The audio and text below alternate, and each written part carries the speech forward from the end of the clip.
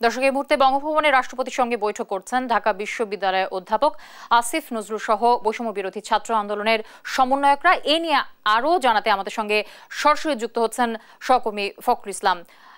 ফখরুল, বৈঠক কখন নাগাদ শেষ হতে পারে আর কি তথ্য আছে আপনার কাছে এ নিয়ে জানাবেন আমাদের দর্শককে।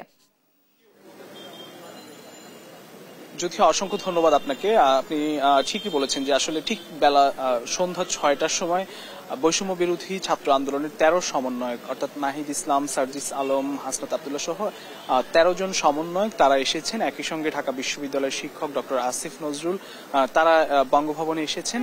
বঙ্গভবনে রাষ্ট্রপতি শাহাবুদ্দিন এবং ৩ বাহিনী প্রধান তাদের সঙ্গে বৈঠকটি হচ্ছে।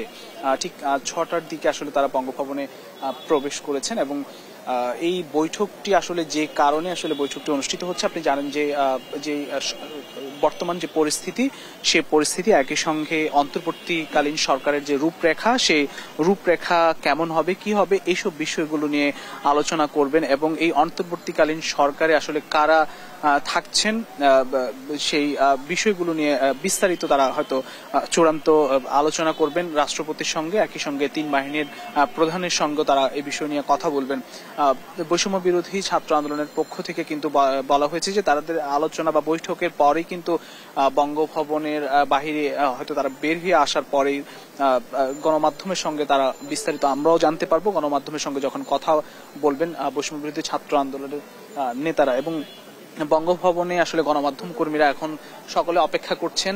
ঠিক সন্ধ্যা ৬টার দিকে তারা প্রবেশ করেছেন বঙ্গভবনে এবং এটি আসলে রাষ্ট্রপতির সঙ্গে গতকাল থেকে যে বৈষম্য বিরোধী ছাত্র আন্দোলনের যে একটি প্রথম বৈঠক এবং প্রায় ১৩ জন সমন্বয়কে আসলে এই বঙ্গভবনে প্রবেশ করেছেন এবং একই সঙ্গে ঢাকা বিশ্ববিদ্যালয়ের শিক্ষক ডক্টর আসিফ নজরুল তিনিও প্রবেশ করেছেন। বৈঠক কিন্তু চলছে এবং সেটি হয়তো আরো ১ ঘন্টার মতো স্থায়ী হওয়ার একটি সম্ভাবনা রয়েছে এবং এর পরে হয়তো ৮টার পরে হয়তো তারা হয়তো যখন বেরিয়ে আসবেন তখন হয়তো তাদের যে কি বিষয় নিয়ে কথা হয়েছে এবং কি ধরনের কথা হয়েছে সেসব বিষয়গুলো নিয়ে কিন্তু আমরা আপনাদেরকে জানাতে পারবো।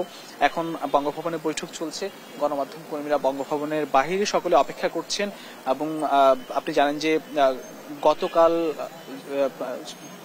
যে আওয়ামী লীগ সরকার যে আপনার ছাত্র এবং জনতার গণ অভ্যুত্থানে আসলে পদত্যাগ করে প্রধানমন্ত্রী শেখ হাসিনা তিনি আসলে পদত্যাগ করে দেশ ছেড়ে যান এবং আজকে সারাদিনই কিন্তু তার যে মন্ত্রিসভা ছিল সে মন্ত্রিসভার যারা সদস্য বিভিন্ন আওয়ামী লীগের বিভিন্ন পর্যায়ের নেতারা তারা আসলে বিমানবন্দরে আসলে দেশ ছেড়ে যাওয়ার সময় অনেকেই আটক হন এবং দেশের এই পরিস্থিতিতে আসলে অন্তর্বর্তীকালীন একটি সরকারের ঘোষণা দেওয়া হয়েছে।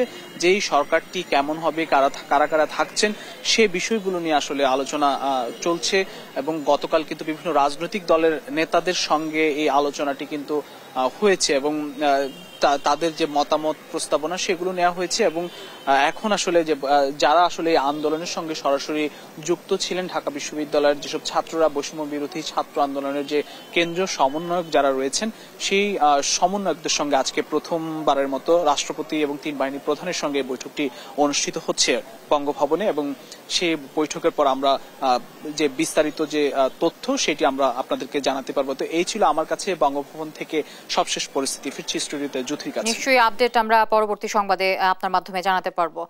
ফখরুল ইসলাম যুক্ত হয়েছিলেন বঙ্গভবন থেকে।